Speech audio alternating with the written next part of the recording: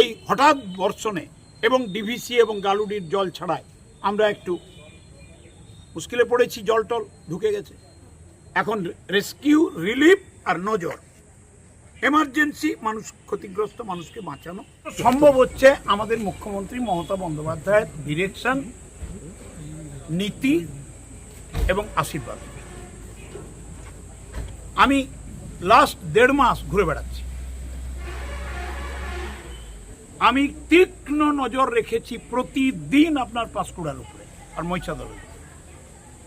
আমাকে এবার একবার ময়না যেতে হবে, ভগবানপুরের বর্ডারটাই যেতে হবে, ওখানেও কিছু ভালনারেবিলিটি আছে।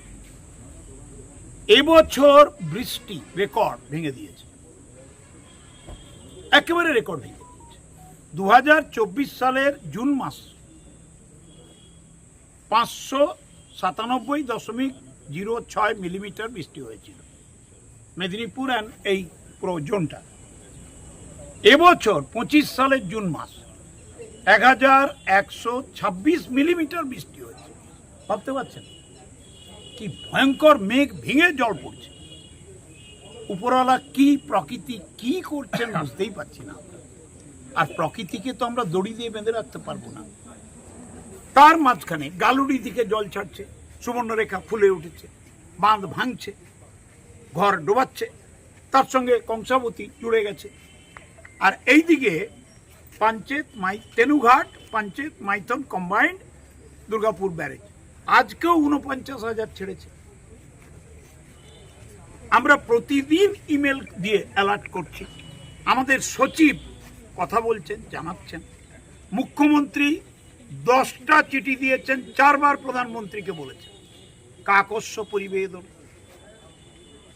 মানুষ তো পশ্চিমবঙ্গের, তারা লড়াই করে বেঁচে আছে। একদিকে প্রকৃতি, আর একদিকে ডিভিসি আর গালুডি। কি বিপজ্জনক ব্যাপার। আমরা লড়ছি। 1,77,000 কোটি টাকা আজ অব্দি দেয়নি কেন্দ্রের বিজেপি সরকার। 2015 সাল থেকে অন রেকর্ড নদী সংস্কারের একটা পয়সাও দেয়নি। 2015 সাল থেকে নদী বাঁধ ভেঙে যাওয়া, রিপেয়ার করা, ইরোশন অফ দি এম্বাঙ্কমেন্টস, একটি পয়সা দেয়নি। অন রেকর্ড দায়িত্ব নিয়ে বলছি। ঘাটাল মাস্টার প্ল্যান, এই টাকা এসে গেছে, দরজায় খটখট করবে রে কয়েকদিনের মধ্যে। কত বিজেপির নেতা, সাংসদ, মন্ত্রীরা বললেন, ওদের মন্ত্রী পাটিল বলে দিয়েছেন ঘাটাল মাস্টার প্ল্যানে দিল্লি টাকা দেবেন। বেলুনটা ফুটো করে দিয়েছে। কিন্তু আমাদের নেত্রী, তিনি তো বসে থাকতে পারেন না। 1,550 কোটি টাকার প্রজেক্ট 25-26 সালের বাজেটে অ্যানাউন্স করে দিয়েছেন। 500 কোটি টাকা দিয়ে দিয়েছেন আমার দপ্তরকে, কাজ চলছে। এই হঠাৎ বর্ষণে এবং ডিভিসি এবং গালুডির জল ছাড়ায় আমরা একটু মুশকিলে পড়েছি, জল টল ঢুকে গেছে।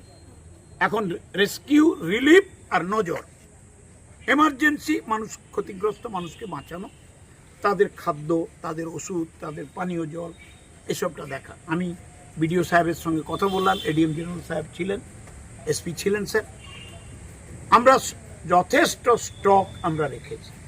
যা দরকার পড়বে মুখ্যমন্ত্রীর ডাইরেকশন, আমরা যেন কোনো মানুষকে বঞ্চিত হতে না দেখতে হয়। কংসাবতী ব্যারেজ জল ছেড়েছে আজকে? কংসাবতী ব্যারেজ তো জল একটু একটু ছাড়তে হচ্ছেই। কেন আপনি জানেন, একদম ঝাড়খণ্ডের ক্যাচমেন্ট এরিয়ায় হুড়হুড় করে বৃষ্টি হচ্ছে। বাঁকুড়া, পুরুলিয়া, যেখানে সুখা ডিস্ট্রিক্ট বলে পরিচিত, হুড়হুড় হুড়হুড় করে বৃষ্টি হচ্ছে আর জল আসছে। তো আমরা মোকাবেলা করছি। মুখ্যমন্ত্রী 24 ঘন্টা তিনি নজর রেখেছেন। আমাদের পিডিও কন্ট্রোল রুম আছে, SDO control room, DM office control room, irrigation control room, আমার জলসম্পদ দপ্তরের সেন্ট্রাল কন্ট্রোল রুম। আমরা সব সময় কোঅর্ডিনেট করছি। আইএমডি, আবহাওয়া দপ্তর যা দিচ্ছে সঙ্গে সঙ্গে জানাচ্ছি। বিভিন্ন রিভারের যে গেজগুলো আসছে, below danger level, above danger level,